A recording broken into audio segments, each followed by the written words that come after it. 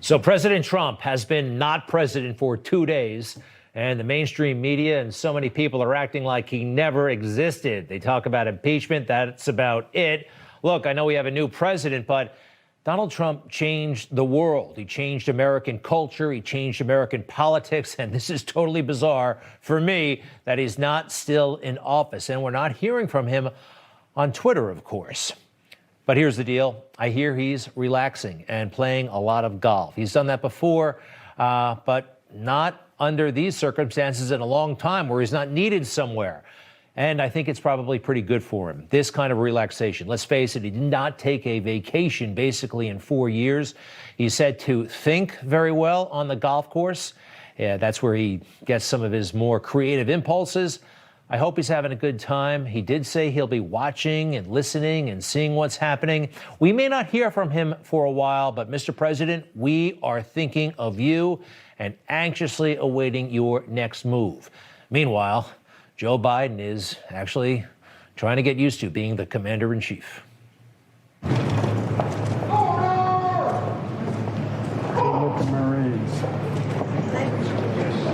All right, this video went kind of viral there for a couple of reasons. A lot of folks were saying, well, why didn't Joe Biden salute? Here's the deal. The Marines don't salute him. They're holding the door. All right, watch this. And when you're president, guess what? You outrank everybody in the military, of course. You don't initiate a salute to somebody who doesn't outrank you. All right, that's actually pretty standard. Donald Trump got all this down first day in office, crisp salutes. And you'll notice here, the Marine is saluting him, and then he returns the salute. Just a little protocol thing. So Joe Biden didn't do anything wrong, but he did do something kind of weird. Again.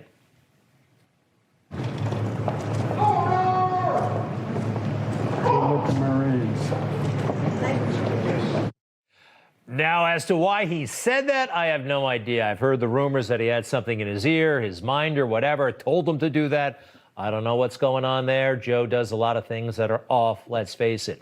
By the way, why do I know this stuff about saluting? Well, I did my time in the Marines, 9 years active duty, about 11 in the reserves, and there I am with my buddies in my dress blues. Folks, people have been talking about the military a lot on Capitol Hill. Keep in mind my experience. I have not been as shocked as other people about these pictures. Couple of things here. Number one, I've slept in all kinds of places for the Marine Corps overseas and in worse accommodations than this, actually. But here's the thing that actually really set me off about the troops, Capitol Hill, and how they were employed. And I quite frankly think overall they are being used to drive a political message home. There's Nancy Pelosi with the troops on Capitol Hill, staging them prior to the inauguration, because of what happened on January 6th. We know what happened. It was awful, should not have happened.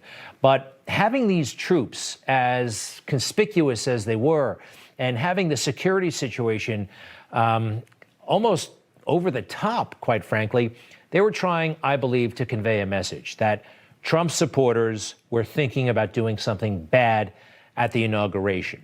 They really wanted to, I think, exaggerate the threat, make Trump supporters look bad, try to associate all of us with those horrible things that happened on January 6th. And their effort, quite frankly, seemed very coordinated. We have more troops on the mall than we do today in Iraq, Afghanistan, and Syria combined. More troops in Washington than in wars overseas. D.C. is like a war zone right now with more troops than Iraq, Afghanistan, and Syria combined. There are more troops in Washington, D.C. than in Iraq and Afghanistan combined. You think they got a talking points memo on that one? I'm pretty sure they did. Again, to convey the situation so dire that Trump supporters are so crazy, you needed all these troops to stop something bad from happening. And by the way, you know the pictures that actually I was taken aback by before the inauguration, all these guys in the Capitol. I think that was meant to shock us all a little bit that, oh, this is where we've come to. This is how bad the situation is. We need all of these troops. Again, what happened on January 6th was awful, and those responsible should be punished. But I sense that something political is happening here. Here's further evidence, by the way. Remember Senator Tom Cotton, Republican of Arkansas, when he wrote that op-ed over the summer? Because of all those crazy protests we were having, he said, send in the troops. One thing above all else will restore order to our streets, an overwhelming show of force to disperse, detain, and ultimately deter lawbreakers. And he was talking about the military. Guess what? Pretty reasonable idea. It's an idea that the Democrats actually made happen on January 20th when it served their purposes. When Tom Cotton came up with this pretty reasonable idea, you may remember, all hell broke loose. The left-leaning media said, how could Tom Cotton have said that? It should not even have been in the newspaper. People were saying that it was racist, that it put black lives in danger. Just an over-the-top reaction, even for just publishing that essay.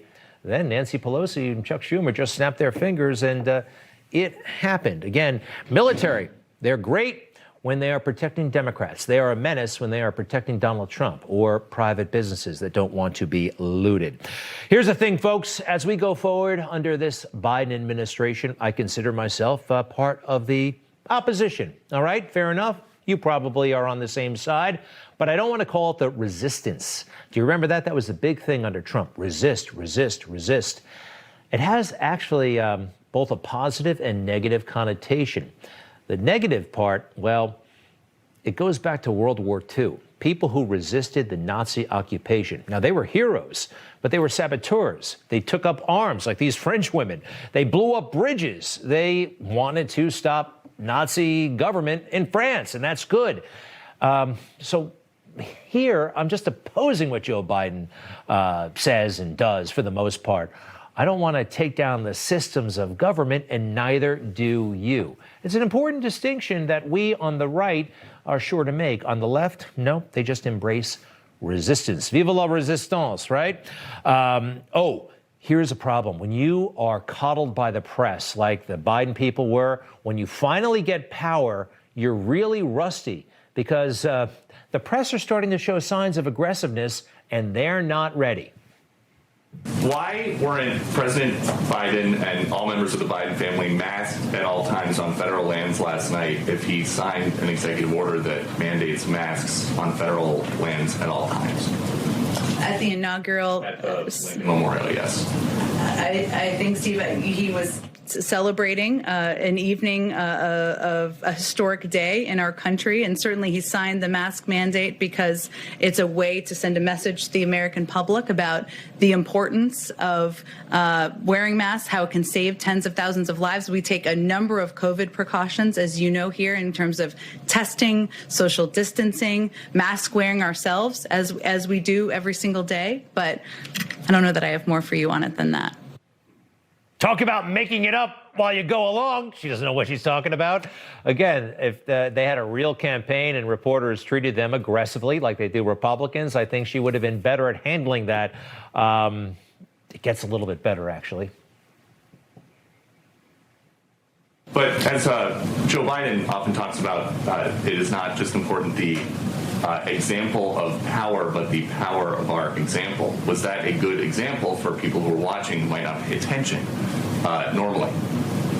Well, Steve, I think the power of his example is also the message he sends by signing 25 executive orders, including almost half of them related to COVID.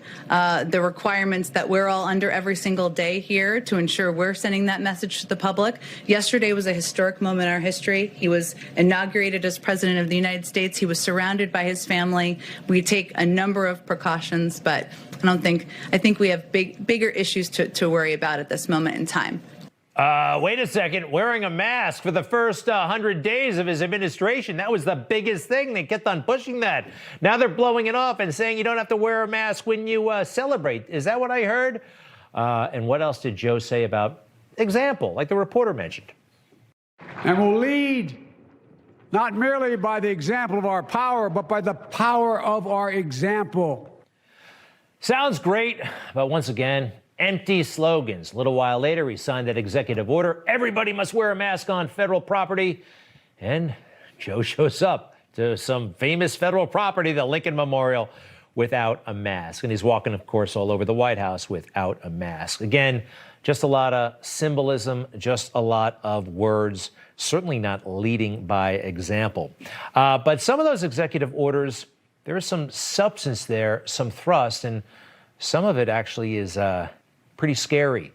Andrew Sullivan points this out. There's something called critical theory. Are you familiar with this?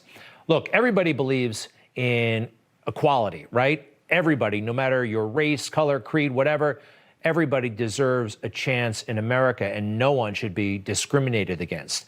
But some of these orders that Joe is signing here, it says that if you are part of a group that's been discriminated against in the past, you may need an extra advantage. He writes that for Joe, for President Biden, race and identity are everything, and that America itself is inherently, from top to bottom, a white supremacist country. It means giving the named identity groups a specific advantage in treatment by the federal government over other groups in order to make up for historic injustice and systemic oppression. That we must pay for the sins of others, even if we had nothing to do with slavery or segregation. This is where it gets very, very slippery and potentially very, very ugly, and it certainly isn't unifying. But back to unity for a second. This is simple, and Joe, I believe, still has the power to do it.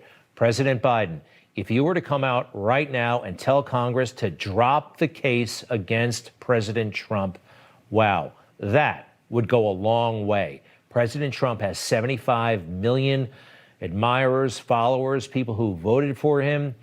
We like him still. If you were to drop this bogus case, that would say a lot. The other thing, especially those of us in conservative media, tell big tech to stay out of it. Joe, you've got some clout now. You've got some authority. Use it for the right purposes, huh? What do you say? You just watched Newsmax TV, America's fastest growing cable news channel, now in more than 70 million homes. You can get Newsmax TV on your cable system or check your cable guide. And if your system doesn't carry Newsmax, call them, tell them you want Newsmax TV, because we're real news for real people.